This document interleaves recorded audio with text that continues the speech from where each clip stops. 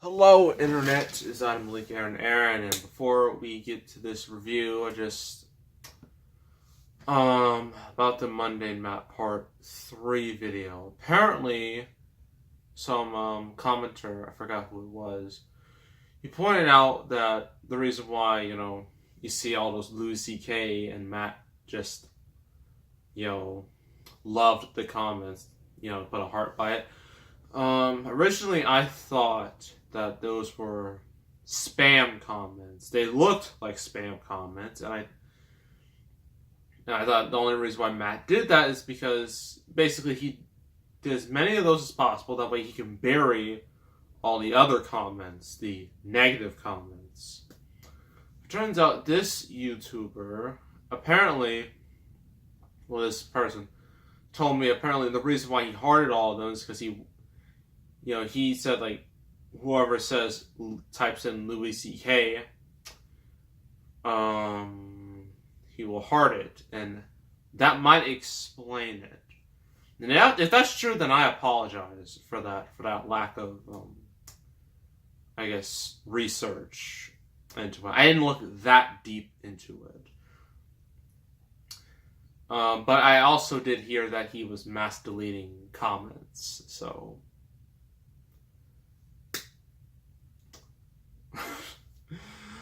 So yeah, just a little update on that video. I don't know if I'll do a part 4. I think I already said if anything pops up, then part 4 will be good to go. But man, these Monday Matt videos are doing crazy for me. I'm now up to 82 subscribers. I'm like 18 subscribers away from 100. My Monday Math videos have done great in views. They've done great in watch time. Instead of my channel being like a smaller channel, they've really kind of expanded it a little bit. More than the Rise of the TMNT video. I mean, is that video still the most viewed video I've ever gotten? But these Monday Math videos, they're catching up very quickly. They're all of them will likely reach 1,000 at their current pace. So if that happens, then that'd be absolutely incredible. So yeah, that's all of the Mundane Matt. The rest of that saga, and trust me, this saga is not gonna end. I'm pretty sure something else is gonna pop up in September that will lead to part 4. And then after that, I'll stop because it'll be oversaturation. I don't want it. It'll be a bit. I don't want to make too many videos on the same topic because I don't like that. That's why you don't see any playthroughs of games. I'd rather do different games each week instead of doing the same game over and over and over again. It would tire me out. It would tire all you out, and would bore us all. So that's why I don't do that. So, anywho, review time. It's James Bond again. This is the new James Bond. This isn't your Pierce Brosnan or your Sean Connery's. None of those Bonds. This is Daniel Craig's Bond. And this is the second Daniel Craig Bond, the one that has been the least remembered, for a good reason. And that is Quantum of Solace. Now you're thinking, Quantum of Solace? Wait, what was that movie again? Yeah, so for those of you I guess you say need a refresher. This is the sequel to Casino Royale, a movie that a lot of people loved and a lot of people remembered and made a lot of money. So obviously, they're going to make a sequel, and as you would expect, people were excited. Daniel Craig was going to come back, there's going to be a new villain, and a new director, Mark Forrester, who doesn't have exactly the best track record. Hold on. I think I remember him, but I need to do a refresher on it first. On my Kendall, hashtag not sponsored, so don't start with that. Mark Forrester. I know I've heard that name. Mark Forrester.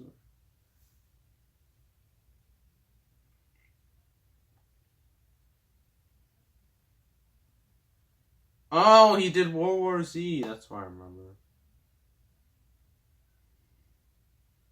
Let's see. He did.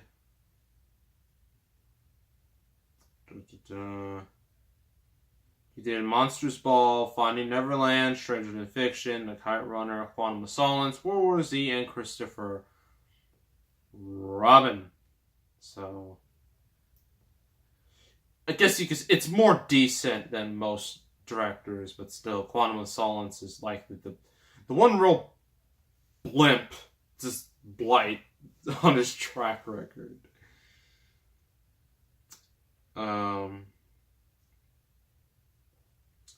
So, yeah, so people were excited about this, but a little thing called the writer's strike happened. And as you would expect, it ruined a lot of movies. For example, Transformers 2 was affected by this writer's strike. The Justice League movie was killed because of this writer's strike. The Superman Returns sequel was affected by this writer's strike. And this writer's strike hurt so many things. I mean, these writer's strikes, whenever you hear them, don't think they're just nothing. No, they're a huge deal. They can kill movies instantly. Let's see.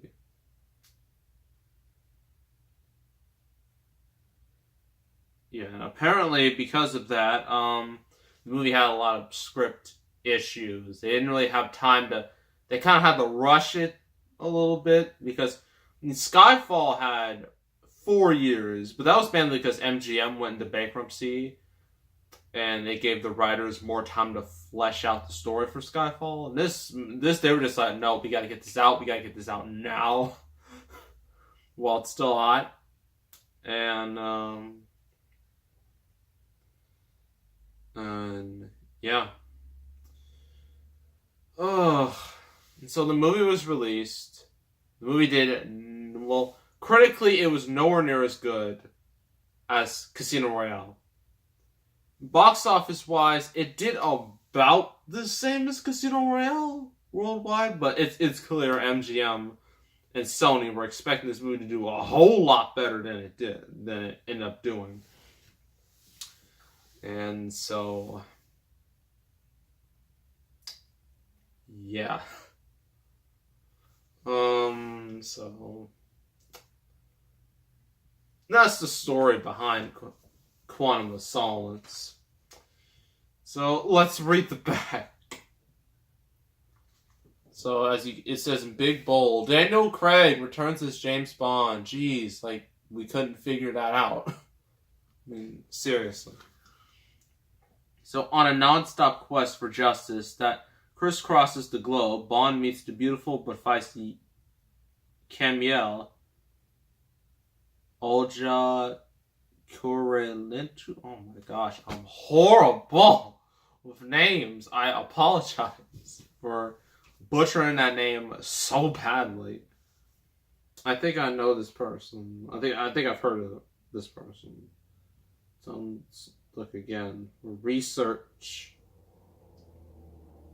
Yeah, because she's the Bond girl in this movie.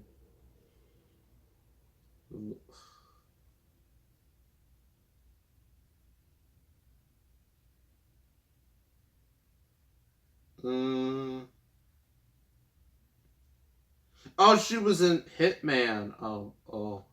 Ooh. That movie was no good. It was better than Hitman Agent 47, which is a disaster. So, who leads him to Dominic Green and Matthew Armelic? I'm so bad with names. I'm sorry. A ruthless businessman and a major force within the mysterious quantum organization. When Bond uncovers a conspiracy to take control of one of the world's most important natural resources, he must navigate a minefield of treachery, deception, and murder to neutralize Quantum before it's too late.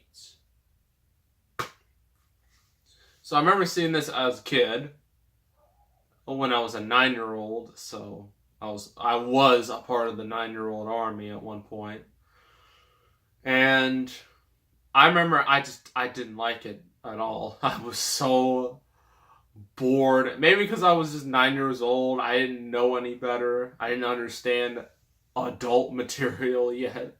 I mean, now I do, considering I am the appropriate age now. But man, this movie was just a bore. And this movie's not even 2 hours long. You're like, can this be so boring? Well, it was. And still, I think this movie's just, it's not interesting in the slightest. It really isn't. I'm sorry, but that's just how it is. Well, let's just go over the pros and cons. So pros, the action scenes. This movie costs like $200 million. They clearly spent that decently on the action, because it still looks stylish. It still has that gritty feel to it that Casino Royale had. And, yeah, it's definitely a high point of the movie. Daniel Craig is still a pretty good James Bond. Some have argued if he's the best James Bond, but he's still decent as the character.